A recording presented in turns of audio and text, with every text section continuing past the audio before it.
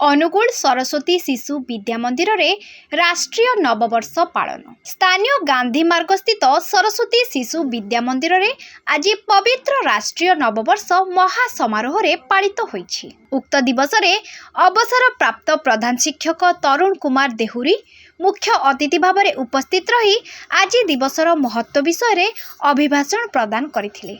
नाल्को शिशु विद्या मंदिर संपादक प्रभात कुमार धल मुख्य वक्ता भावे उपस्थित रही आज दिवसर पृष्ठभूमि और भारतीय मानक पई आज एक गौरव दिवस ए संबंध रे निजर वक्तव्य प्रदान करथिले।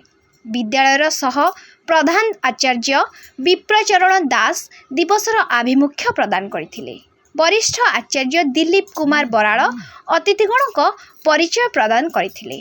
एही अवसर रे अनुगुलर विभिन्न विद्यालयर छात्र छात्री मध्य विविध प्रतियोगिता करा जाई पुरस्कृत करा जायथिला। अनुगुलर विभिन्न मंदिर रे छात्र छात्री द्वारा पूजार्चना सहित मंत्र पाठ करा जायथिला।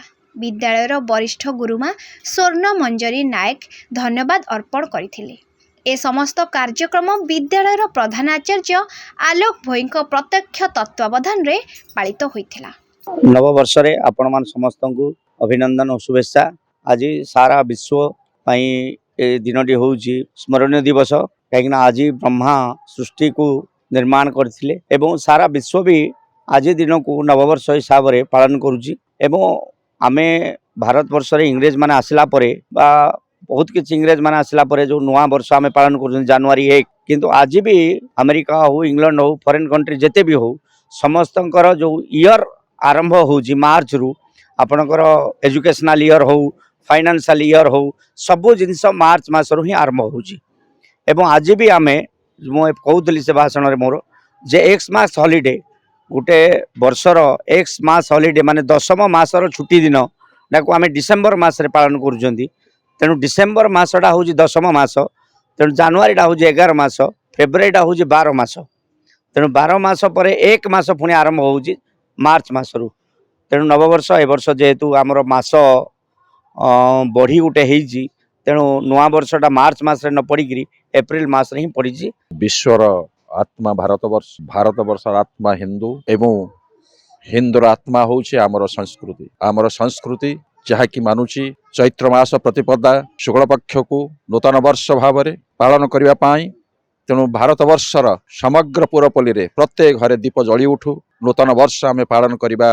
प्रति वर्ष प्रतिपदा चैत्र शुक्ल पक्ष दिन एवं जो अपसंस्कृति भारतवर्ष को आसी जनवरी 1 आम पालन करुचे ता नुहे से अपसंस्कृति आम बाहरी आसी आज नववर्ष रे भारतवर्षर विशालता को पुणे आम लक्ष्य पूरण करी समग्र विश्वर आध्यात्मिक गुरु भाव में आम प्रतिपादन करवा आज दिन एकमात्र लक्ष्य।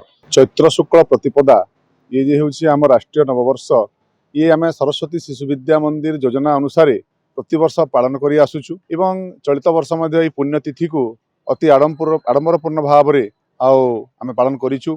आज सरस्वती शिशु विद्या मंदिर केवल शिशु मंदिर भितर सीमित न रही अनुगुल अंचलर समाज केन्द्रित होगा जाइछि एवं अनुगुलर 7टी मंदिर रे यही कार्यक्रम आयोजन होइछि।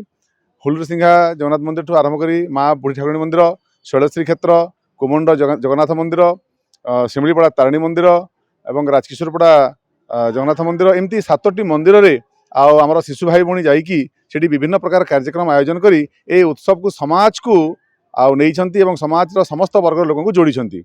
Angul Umakant Sahu report focus plus.